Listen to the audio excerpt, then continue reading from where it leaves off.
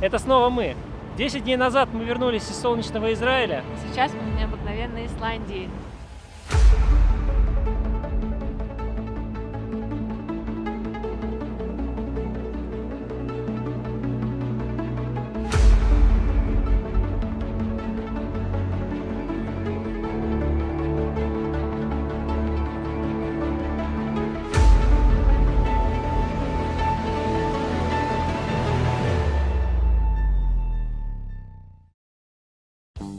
Идея поехать в Исландию была для нас давней мечтой, но именно зимняя поездка получилась очень спонтанно. Рождество и Новый год удачно наложились на рабочие дни, и нужно было куда-то деть большое количество выходных. Исландия – страна суровая даже летом, не говоря уже о зиме. Зимой часто бывают штормы, дороги закрываются, и, оказавшись не в то время, не в том месте, можно попасть в ловушку на несколько дней. К счастью, состояние дорог можно в течение дня проверять через интернет и не ехать по непроходимым путям. Однако, если в западной части страны еще может повезти с альтернативным маршрутом, то в остальных частях зимой будет без вариантов. Главный наш вопрос на стадии планирования был следующий. Берут ли вообще люди с собой в такую поездку младенцев? Так что мы задали этот вопрос Google. Ответы были двух типов. Первый – ни в коем случае, вы что, с ума сошли? И второй – не слушайте, если вы останетесь в Рейкьявике, то все нормально. Ну, раз нормально, то нормально. Так что мы проложили себе кольцевой маршрут через весь остров. Геотермальная зона Гуннухуер. Я не уверен, что произношу это название правильно. Я не уверен, что я смогу произнести правильно хотя бы одно название какого-либо места в Исландии. Приехали сюда утром, еще до рассвета. Шикарный вид. Пар выбивается прямо из земли. Серо вокруг, запах. Этот запах тухлых яиц. Он преследует нас с самого прилета в аэропорт. Если стоять прямо под этим паром, такое ощущение, что идет дождь, потому что он конденсируется сразу на холодном воздухе, и вода выпадает в виде воды. Меня залило этим дождем, который не совсем дождь. Значит, если воздух здесь пахнет просто тухлыми яйцами, то вода эта воняет какой-то тухлой рыбой. Ужасный запах, и теперь моя камера воняет точно так же. Надеюсь, это временно.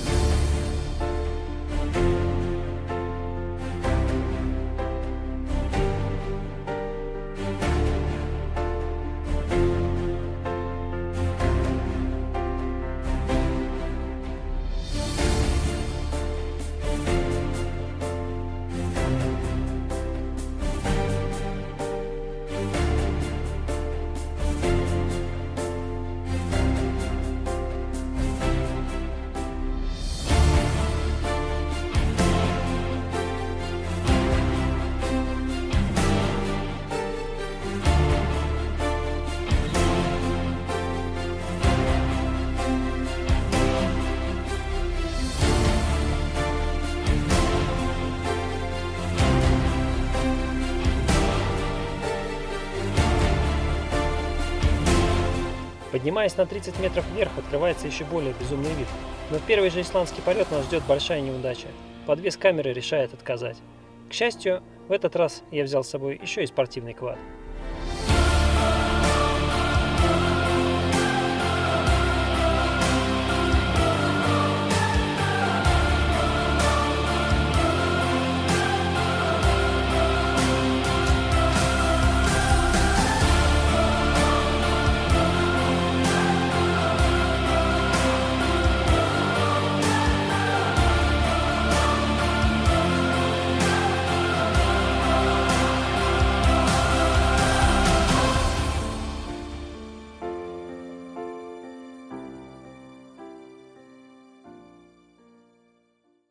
Приехали в очень удивительное место, необычное, по крайней мере. Это мост между двумя континентами. То есть, понятное дело, что этот мост чисто символический, но он поставлен между евразийской и североамериканской тектонической плитой. Очень интересно, необычно. Находясь под мостом, в принципе, ты находишься между континентов.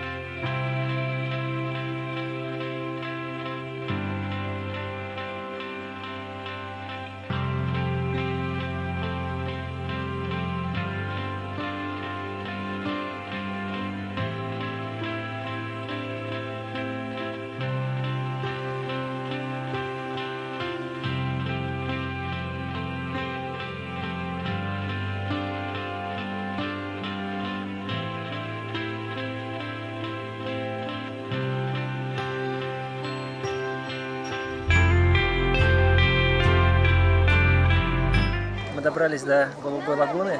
Это, наверное, самое иконическое место Исландии. Очень мало, наверное, людей, которые про него не слышали. Здесь проблема.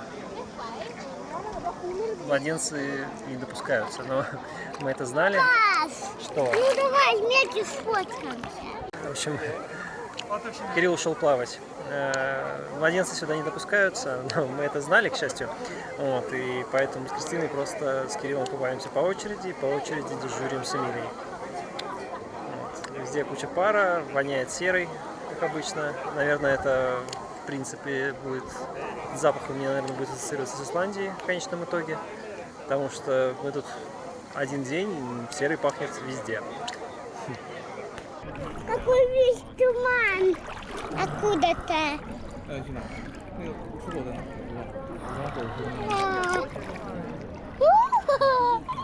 Видишь, он сидит, чтобы никуда не утонул.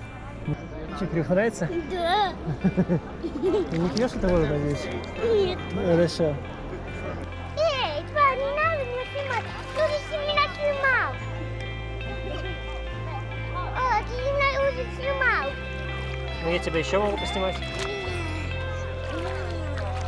Как я глубоко. Это глубоко, да.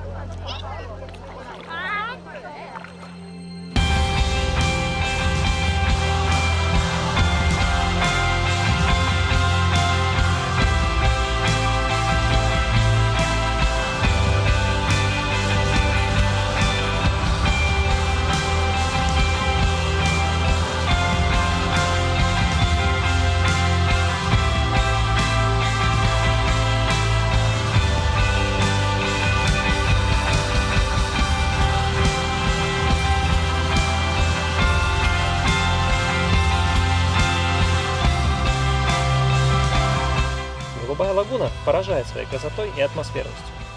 Я не буду портить впечатление и говорить, что на самом деле все плавают всего лишь в отработанном конденсате местной электростанции. Приехал сегодня посмотреть на озеро Кирит, образованное за счет падения метеорита ночью в Рождество 23 декабря, хоть вспомнил какой месяц. Меня ждал неожиданный сюрприз. Вход платный. 3 евроса хотят. Для меня большая неожиданность найти в Исландии какую-то природную достопримечательность, за которую хотят денег. Но, как я уже сказал, сегодня Рождество, никого нет, вход бесплатный. Сходил я на это озеро, пофоткать немножко. Ну что скажу, неудачное я время выбрал. Я в интернете смотрел фотки льда на этом озере. Там лед такой прям как на Байкале. Нет, но сегодня нет, он снегом покрыт, ничего не видно. Так что съездил просто так покататься. Приехали на водопад Гульфос. Сегодня ночью шел снег и идет до сих пор. Дороги все снежные. Вот впервые наконец-таки испытали это исландское зимнее вождение, о котором все говорили. Но в принципе ничего страшного, иногда и в Эстонии бывает хуже. Смотрим водопад.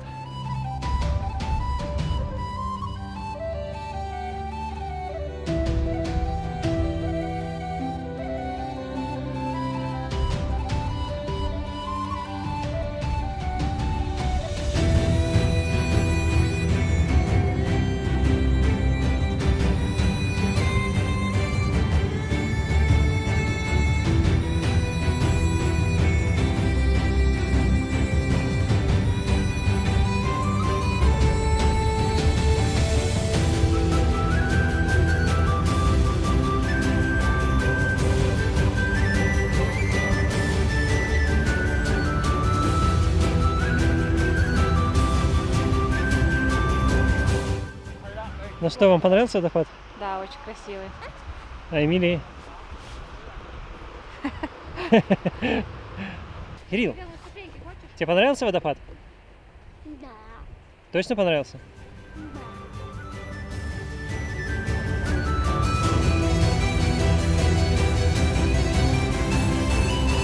Технически у нас сегодня Золотое кольцо Исландии.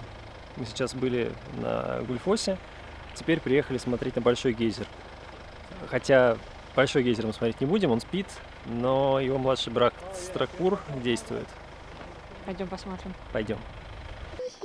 От 3 до 8 минут, он сказал, нужно ждать. О, Кирилл! Ты видел?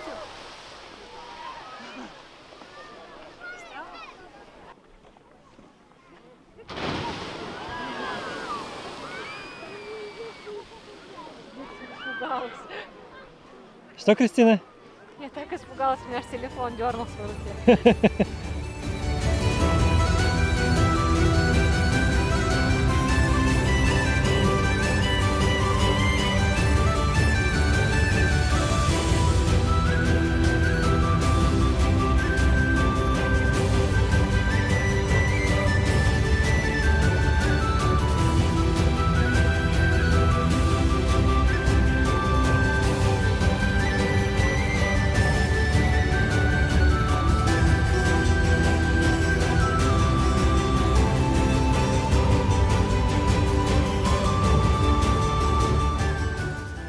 В общем, очень круто. Я впервые в жизни видел гейзер, да и в принципе все мы, особенно Эмилия. Круто. Уходить не хочется, но нас ждет следующая точка. Национальный парк, боюсь ошибиться, Тингвелдир, Тингвелир, как-то так.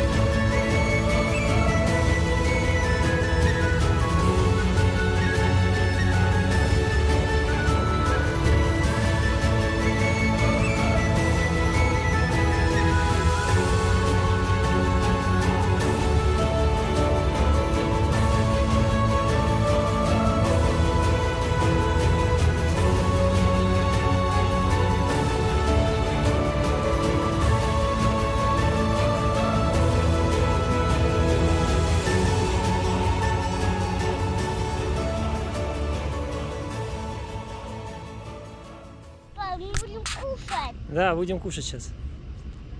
А зачем? Зачем кушать? Совет дня. Как дешево покушать в Исландии? Горелка, газ, вода и походные сублиматы. Прямо в национальном парке у главного здания. Ну, смотри. Смотрели на нас, наверное, странно, но никто не сказал ни слова.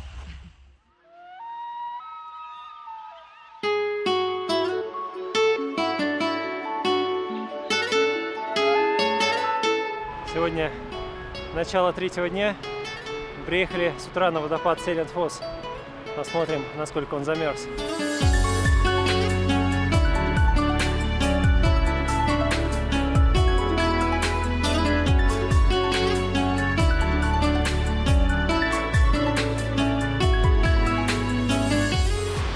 Сильный ветер, камеру заливает водой, на дронах летать нельзя, но несколько штук я уже тут видел.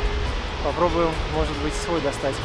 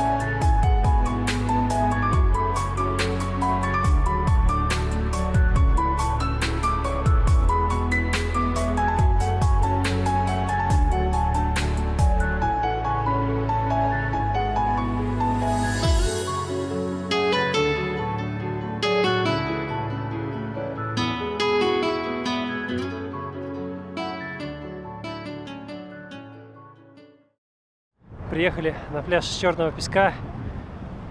Думали такие, пофоткаемся. Сейчас зима, ого, мы тут будем, наверное, одни. Ага, туристов целая куча, автобусами сгоняют. Но видон, конечно, просто супер. Не насмотреться. Будем здесь до конца дня и до заката, и даже после еще, наверное, часик. Здесь везде развешаны таблички о том, что пляж очень опасен. Самый опасный исландский пляж. Неожиданно выскакивают волны из воды и уносят людей в океан. Вот это случилось. Только что неожиданно выскочила волна, человека свалила, залила этой волной. В общем, он идет теперь мокрый, но спасибо, что живой. Холодно, наверное. На улице 0. И вот так вот полностью промокнуть. У них тут на инфостенде написано: никогда не поворачивайся спиной к океану.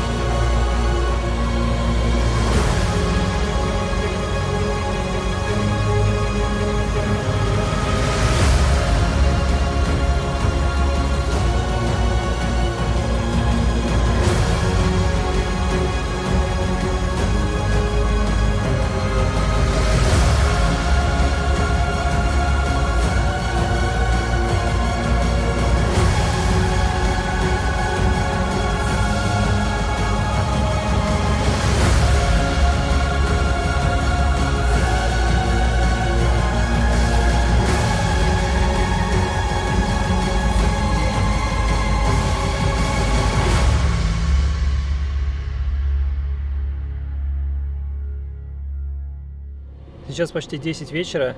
Я приехал на очень интересное место, где меня ждет, пожалуй, самое страшное приключение в Исландии. Это место крушения самолета, которое произошло лет 30 назад, я, честно говоря, не помню. Чем это страшно?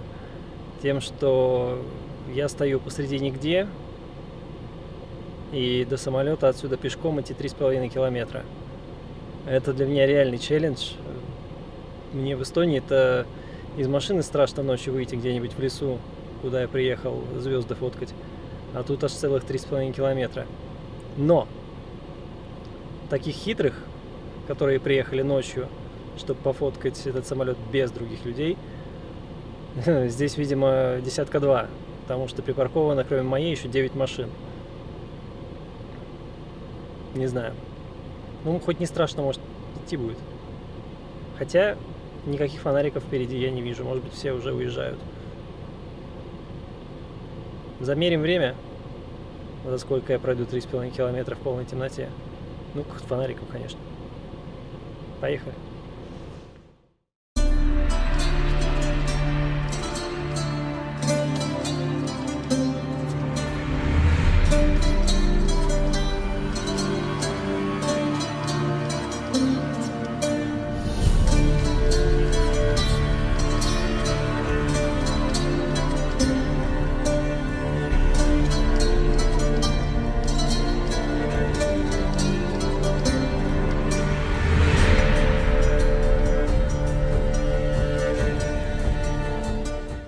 Ну что, всего 35 минут, и я на месте. По пути встретил друга из Китая, а на месте нас уже ждали 3 француза. Они ждут северное сияние, которое, скорее всего, будет, но из-за облаков его никто не увидит. Так что фоткаем просто так.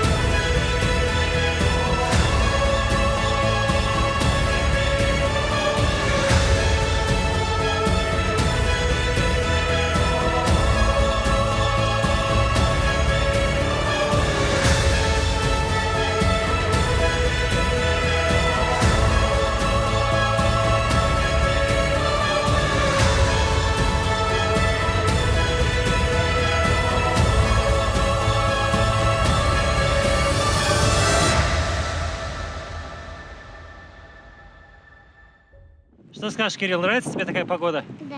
Нравится? Да. Мне что-то не очень, да, необычно.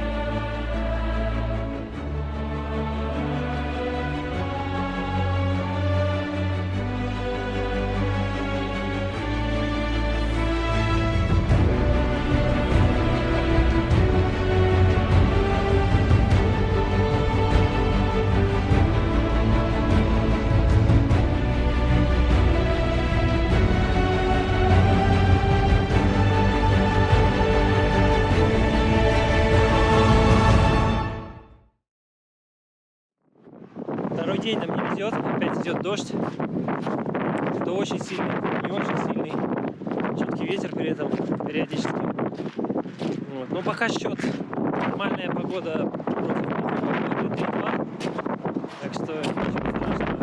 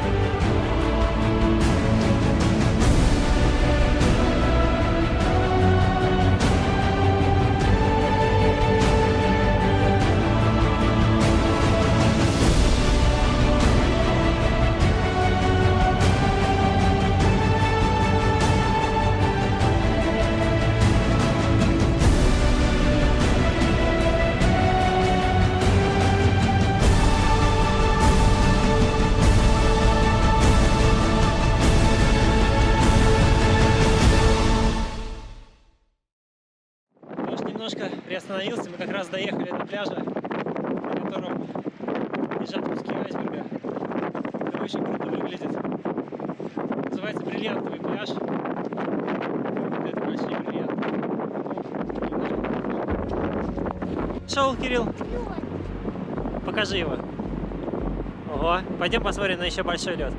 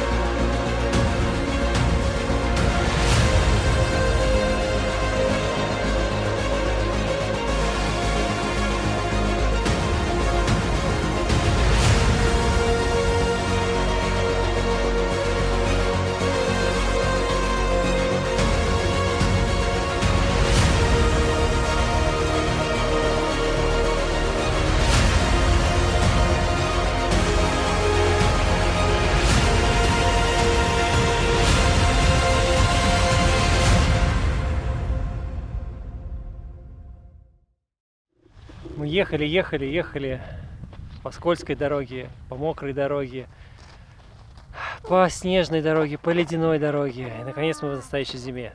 Вокруг куча снега, небольшой минус, очень приятный. И мы на водопаде Детифос, самом большом в Европе.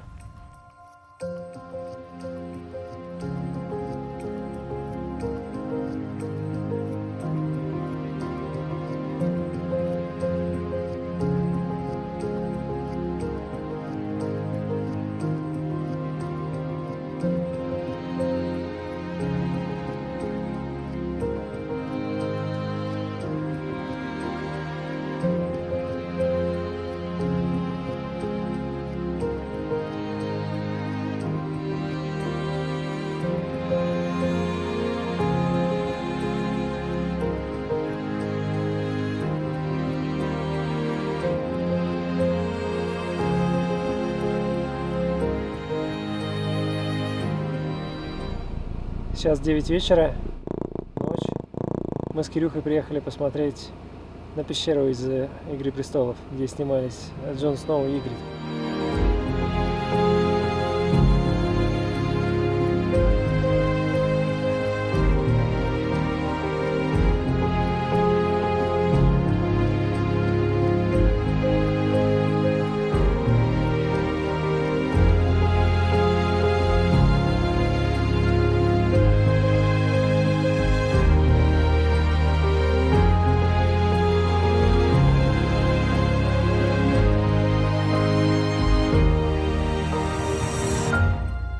Как тебе пещера?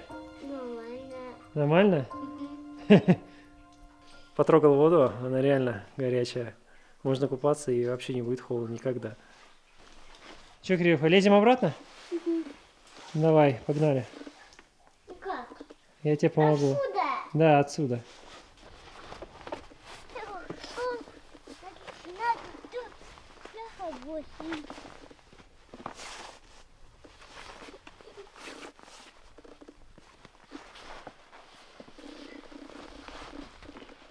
Подожди, Кирилл, там опасно уже. Опасно. Ну, ба, не хватай. Не хватай. Было не опасно. Не опасно было? Нет. Даже мне было сложно вылезти, а тебе не опасно, да?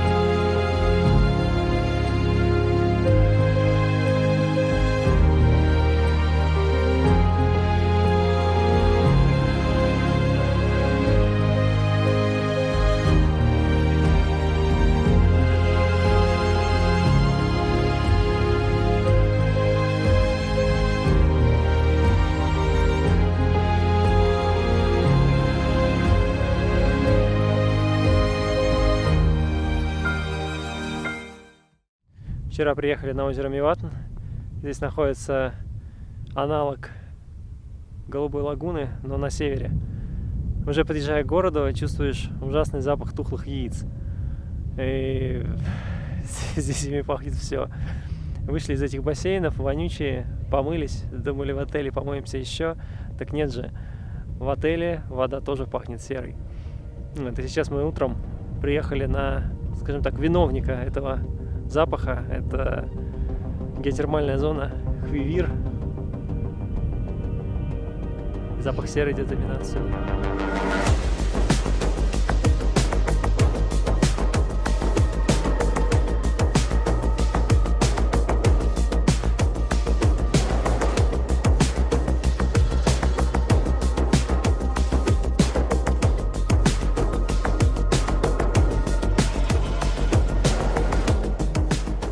Кирюх, нравится тебе? Да. А что ты хочешь еще? Чтобы вода брызгала? Не хочешь? Пара хватает? Да. Я хочу на гору залезть. На гору? На какую? На высокую, на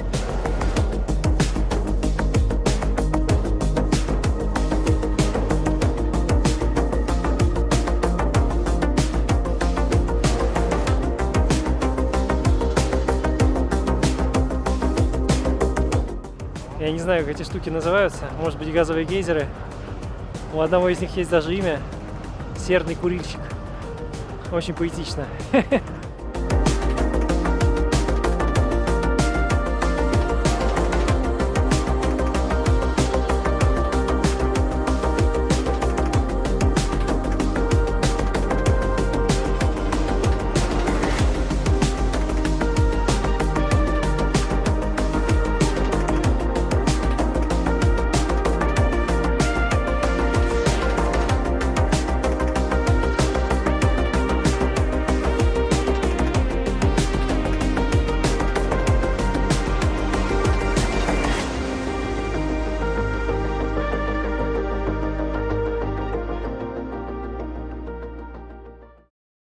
Опять повалил жуткий снег. Мы приехали на водопад Годофос, и я надеюсь, мы хоть что-нибудь увидим. Держишься там? Да. В принципе, его видно. Плохо, конечно, через метель, но очень клевый цвет. Такая прям голубоватая вода. И действительно красивый водопад. Кажется, я читал, что самый красивый в Исландии, но не ручаюсь.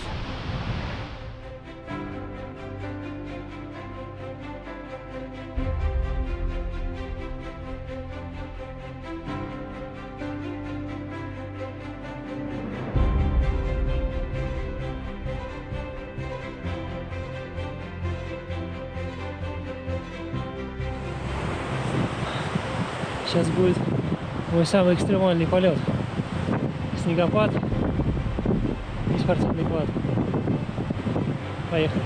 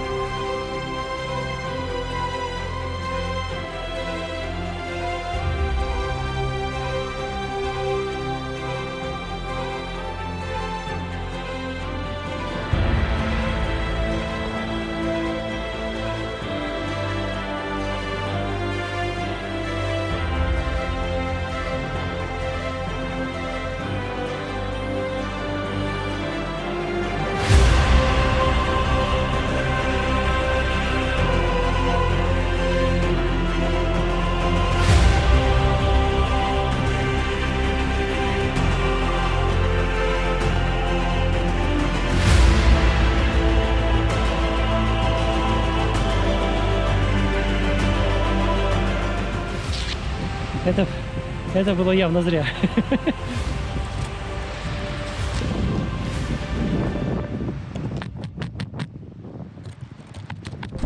Практически сразу залепило снегом основную камеру, я практически ничего не видел. Потом не мог посадить, потому что люди шныряли рядом, и я не мог себя найти тоже. В общем, я думаю, он выжил, ничего страшного. Снег ток не проводит, ну, даже когда растает. Все-таки чистая вода, диэлектрик. Надо теперь только от снега его почистить.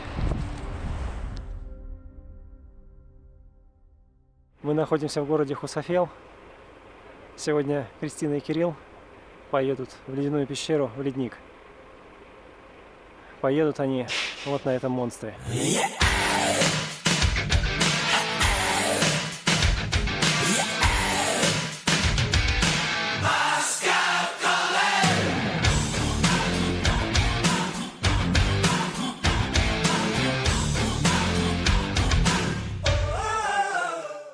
Это военный грузовик, переделанный под гражданскую миссию возить людей в ледник. Нам пришлось разделиться на 2 дня. Сегодня пойдут они, завтра я один.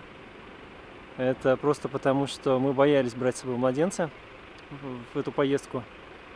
Занимает она 4 часа, и если вдруг нам в дороге нужно остановиться, чтобы, скажем так, произвести гигиенические процедуры, то этот грузовик никто не остановит ради нас. Пап, Да? а зачем машины вот такие? Вот такие. Это такие полки. Пап, А, это чтобы воздух качать в колеса. Тебе нравится? да, Поедешь на ней? да, Хочешь на ней ехать? да. Хорошо.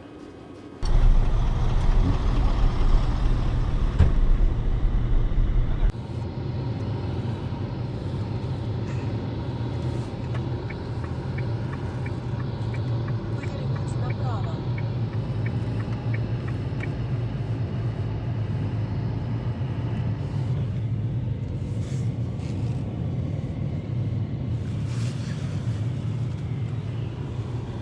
Им налево, нам направо. Чем же мы будем заниматься с Эмилией эти 4 часа? Посмотрим.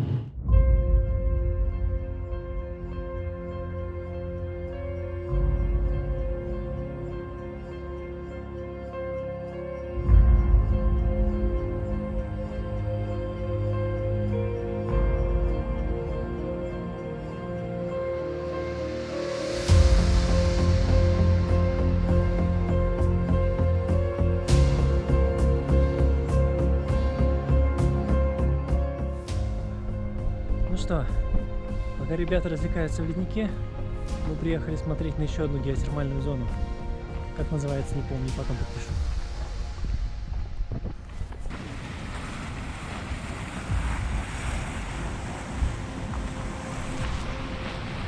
Все в пару. И, конечно же, как обычно, воняет серой.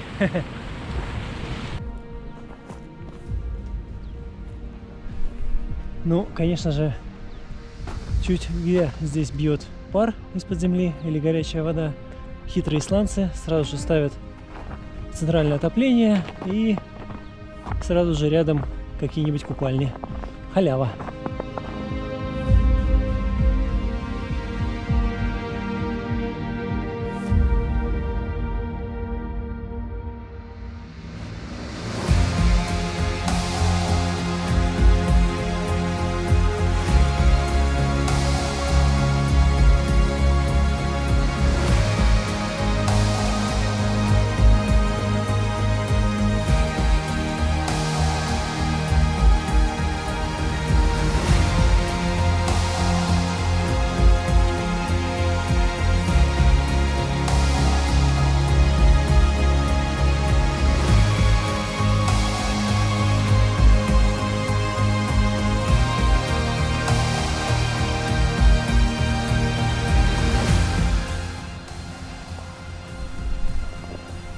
Наверное, только в Исландии рядом с абсолютно бесплатной достопримечательностью можно увидеть табличку «Спасибо, что остановились. Хорошей дороги». Абсолютно бесплатно. Ну все, эти приехали. Пойдем спросим, как у них дела.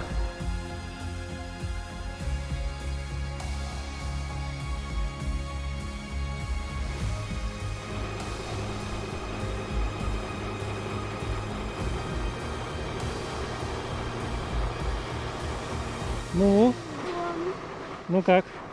Ну как, тебе понравилось тебе? Он уснул в машине. Понятно. А тебе? Прикольно. Только это... Не на камеру, короче. С Кирюхой я больше не пойду.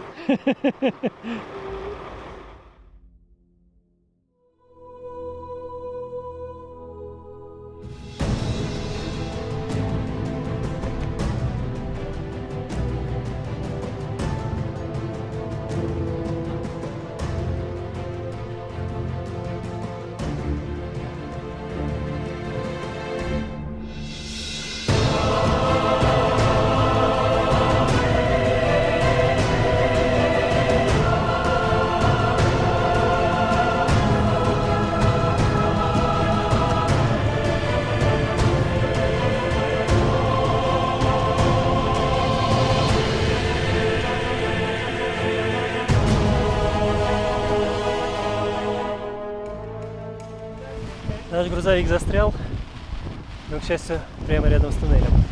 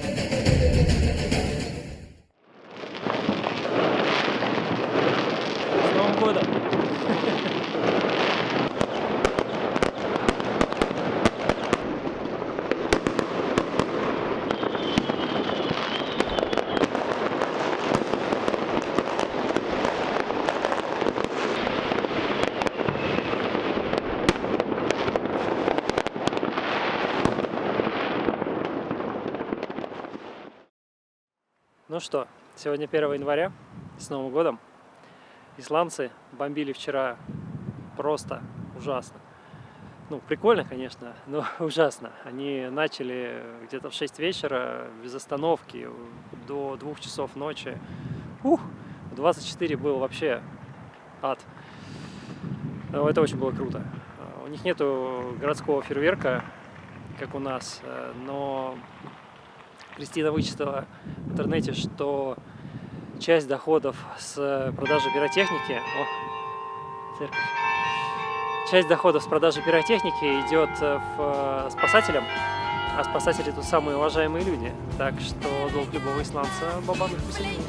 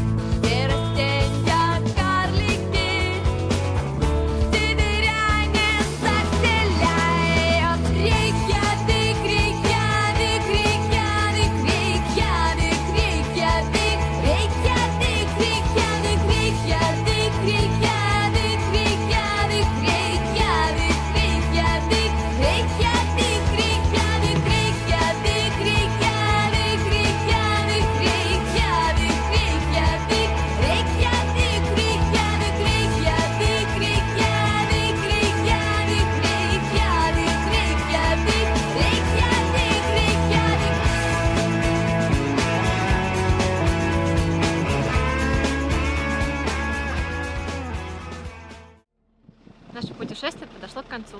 Мы проехали по всей Исландии с 2 детьми почти 3000 километров. Других таких ненормальных мы не встретили. Но несмотря на ужасную погоду, Ну ладно, это не ужасно, было снежно и красиво. было и красиво, и дождливо, и с градом, и с чем только можно себе представить. Мы испытали всю погоду, которая вообще бывает в Исландии, кроме урагана. Зато увидели очень много красоты. И даже сейчас нам приходится прятаться за машиной от ветра, чтобы вообще хоть что-то мы могли записать. Мы обязательно вернемся сюда еще. Обязательно, но на этот раз летом. Пока. Пока.